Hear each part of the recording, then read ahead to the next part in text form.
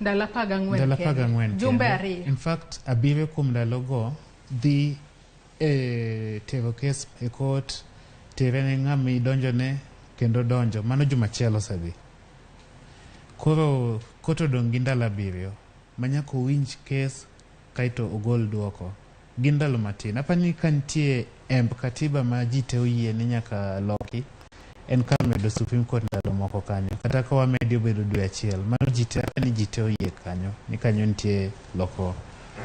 To nyalo bedo ni nitie yiero ma polling station achiel kende kata constituency achiel kende ema nitie gi chandruok. Ma ng'ato nigi adieri ni kikwano constituency ni tidhi yudo ka yombo. Koro wadogu wakwan mana achiel no kende.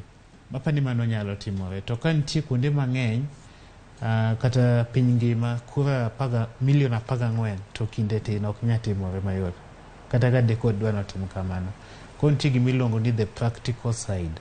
Nitie gima chik owacho to nitie the practical side. Luwore gi kes kaka chal. Wanya yudo kes ma polling station achiel kende. Wach kata ni KCC kuma nagoye kura an.